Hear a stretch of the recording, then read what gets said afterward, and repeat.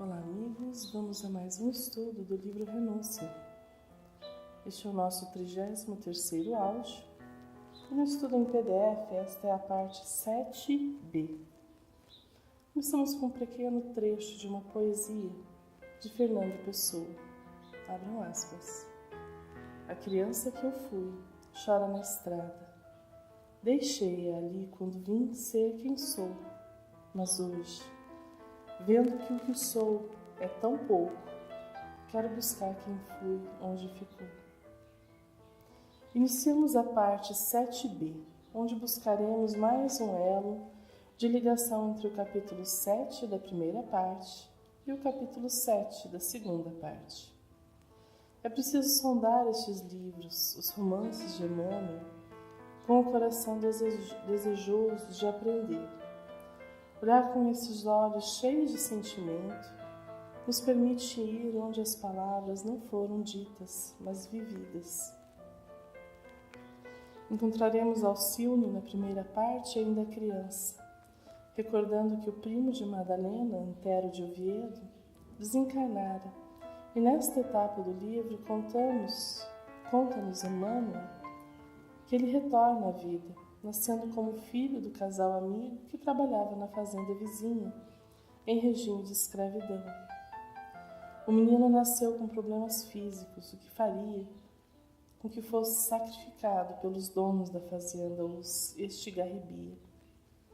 Seus pais, no entanto, recorrem ao amoroso coração de Alcione e à amiga Madalena para receberem a criança em seu lar. Eis um trecho do livro Renúncia, abram aspas. Mandei buscar-te, Alcione, para dizer que o pequenino é teu e de tua mãe. A menina arregalou os olhos de alegria, entremostrando o assombro infantil, sem nada dizer, estendeu os bracinhos com sublime expressão de doçura. João de Deus envolveu o filhinho na camisola rendada que Madalena havia dado, e ajudou-o a segurar a criança. Alcione exultava de alegria. Com enorme cuidado, voltou a casa, provocando admiração maternal. Julgo que a cegonha deixou cair o pequenino no lugar errado. Deus não mandou para Dolores, porque ela me disse que o bebê é meu e da senhora. E como que buscando uma defesa prévia, aproximou-se mais da mãezinha, continuou a dizer com graciosa expressão: se a senhora o deixar comigo, nunca mais pedirei brinquedos, e carregá-lo-ei ao colo, para não lhe dar trabalho. Fecham aspas. Quem seria capaz de ceder a tanta doçura em tão tenra idade? Quantas e quantas crianças vêm ao mundo nos ensinando a bondade, a fraternidade, o amor ao próximo. Quantas crianças com sua humildade e desejo de conhecimento nos motivam e nos auxiliam a nos tornarmos pessoas melhores, a fim de que sejamos dignos de as recebermos em nossos lares, como filhos que o Pai Celestial nos confia. A infância é repleta de felicidades. Assim disse Jung, psiquiatra suíço, abram aspas. A imagem da criança representa a mais poderosa e inelutável ânsia em cada ser humano, ou seja, a ânsia de realizar a si próprio. Fecham aspas. Como foi nossa infância? Que criança fomos nós? Quais eram nossas aptidões? Reconhecemos no adulto que nos tornamos o despertar da criança que éramos? Ou nos distanciamos de nossa essência, nos amoldando ao mundo e ao que o mundo adulto esperava de nós? Avancemos um pouco mais no livro Renúncia e encontraremos Alcione já adulta, agora como freira, vivenciando situação semelhante à de sua infância. Abre aspas. Era impossível atender à salvação do mundo, afastando-se de suas necessidades. Por essa razão, vemos o Messias entre fariseus e publicanos, nas festividades domésticas e nos ajuntamentos da praça pública, dando cumprimento à sua missão de amor. Como poderemos servir a sua causa divina, inclinando-nos à preguiça, sob o pretexto de uma falsa adoração? Muitos de nós, religiosos, deixamos os afetos familiares para consagrar todas as energias ao serviço do Cristo. Mas de que natureza serão esses trabalhos? Acreditais, Frei Osório, que Jesus necessite de mulheres ociosas? Não admitais semelhante absurdo. A atividade do Mestre que fomos chamadas é de colaboração com o seu devotamento na causa da paz e da felicidade humana. Em torno de nossos conventos, há mães que choram sob o guante das necessidades cruéis, criancinhas abandonadas que requisitam socorros urgentes, velhos respeitáveis totalmente desamparados. Seria razoável a continuação de atitudes convencionais, de falsa devoção, quando Jesus prossegue pelos caminhos animando e consolando? Por vezes, Padre, em nossas missas solenes, quando o luxo dos altares impressiona os nossos filhos, julgo que o Mestre está às portas do templo, confortando as viúvas descalças e rotas, que não puderam penetrar no santuário pela deficiência das vestes, porque manteram o rigor das regras humanas, quando o ensinamento da caridade. Fecham aspas. Reconhecemos aquela mesma criança, ainda o anseio de amar, cuidar, servir a Jesus.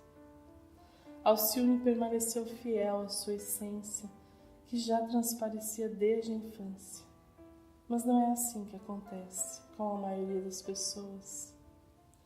Crianças alegres e criativas transformam-se em adultos apáticos, que deixam-se levar pelos vários ventos da vida.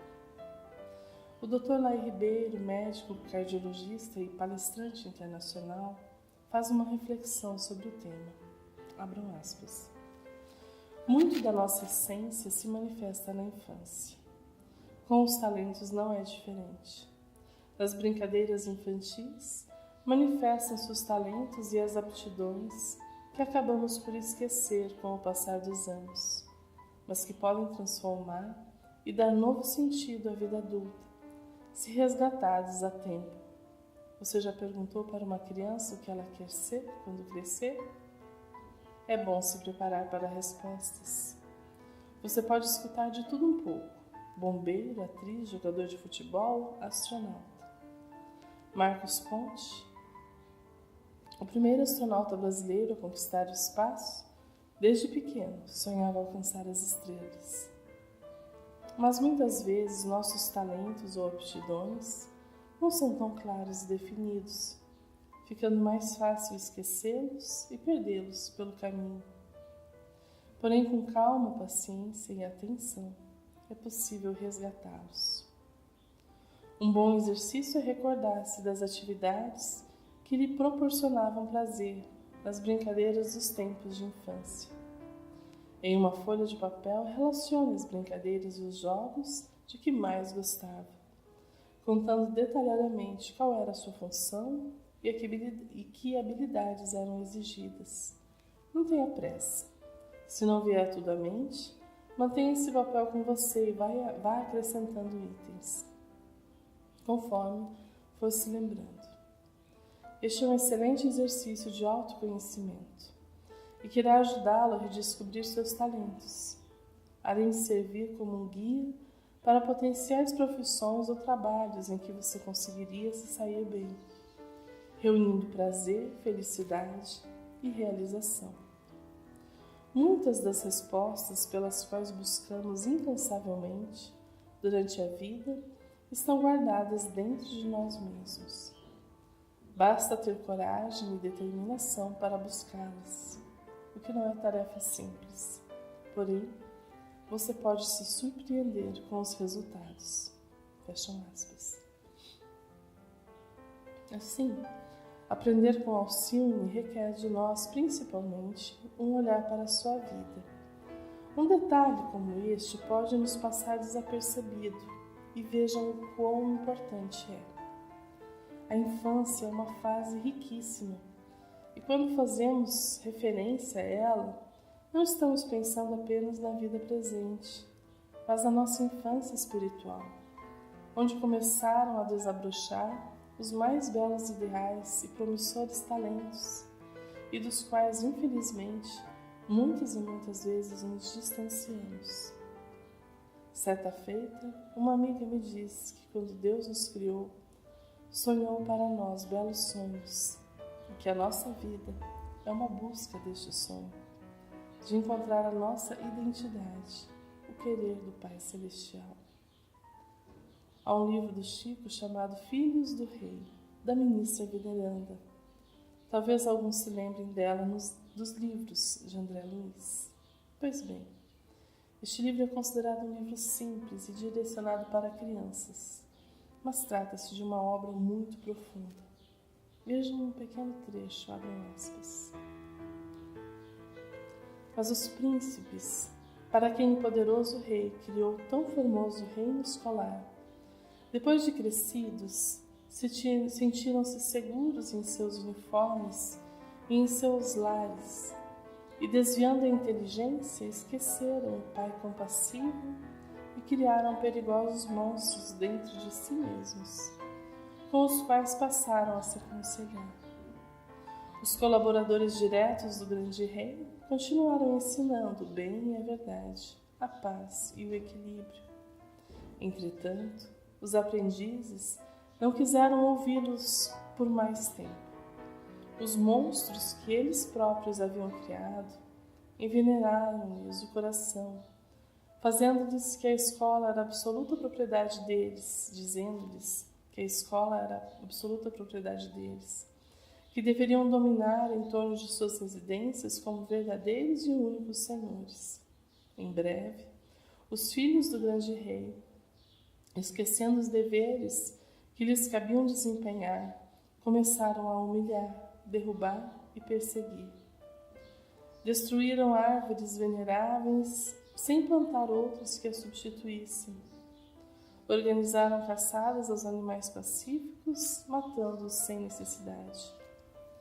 Aprisionaram os pássaros e passaram a fazer o que é mais doloroso.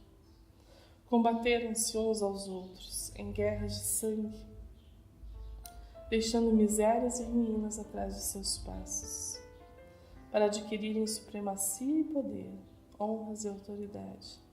Assassinaram mulheres e crianças, velhos e doentes, incapazes de fazer o mal. Fecha aspas. Quantos de nós, convidados a darmos passos independentes, colocando em prova os ensinamentos da vida, escola divina, não nos equivocamos em vidas passadas, deixando de lado nossa essência, que é o amor e a caridade. Lembremos de Carlos no livro 50 anos depois, que é Ciro, cristão, pessoa amorosa e espiritualizada dentro de um ambiente favorável.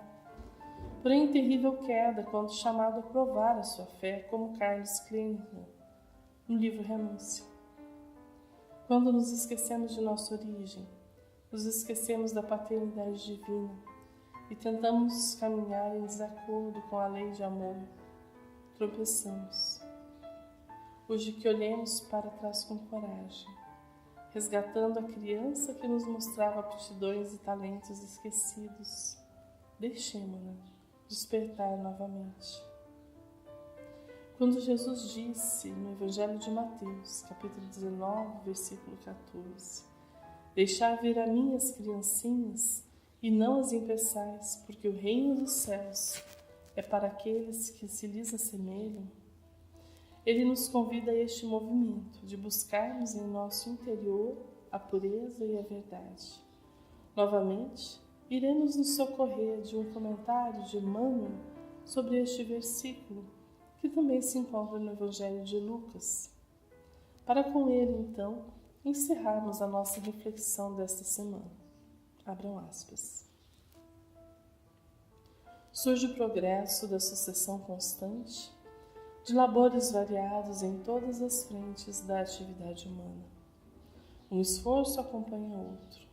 Um objeto mais aperfeiçoado modifica os movimentos da criatura, vida após vida, geração a geração. A humanidade caminha recebendo luz e burilamento. Toda a vida futura, no entanto, depende inevitavelmente da vida presente.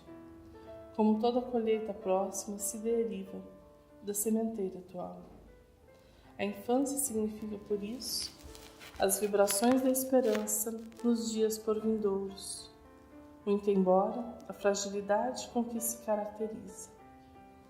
A ingenuidade dos pensamentos e a meiguice dos modos dão à criança os traços da virgindade sentimental, necessária ao espírito para galgar os estágios superiores da evolução. Eis porque o Senhor, com muita propriedade, elegeu na infância o símbolo da pureza indispensável à sustentação do ser na vida maior. No período infantil, encontramos as provas irrecusáveis de que as almas possuem no âmago de si mesmas as condições potenciais para a angelitude. Urge, pois, saibamos viver com a simplicidade dos pequeninos, na rota da madureza, renunciando às expressões inferiores do egoísmo e do orgulho, da astúcia e da crueldade, que tantas vezes se nos ocultam nos gestos de fidalguia aparente. No reino de Deus ninguém cresce para a maldade. Sejamos simples, vivendo o bem espontâneo. Observa, portanto, em ti os sinais positivos que conservas na infância, com índice de valores morais para a excursão monte acima. Seja criança em relação ao mal que perturba e fere, realizando a maturação de teus sentimentos na criação do amor puro, porque somente no amor puro encontraremos acesso à eterna sublimação a que estamos destinados. Fecham aspas.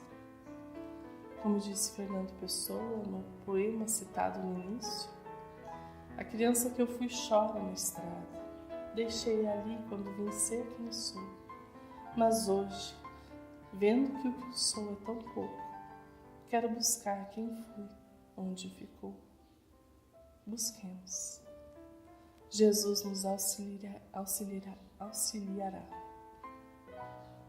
Um fraterno abraço e até o próximo estudo.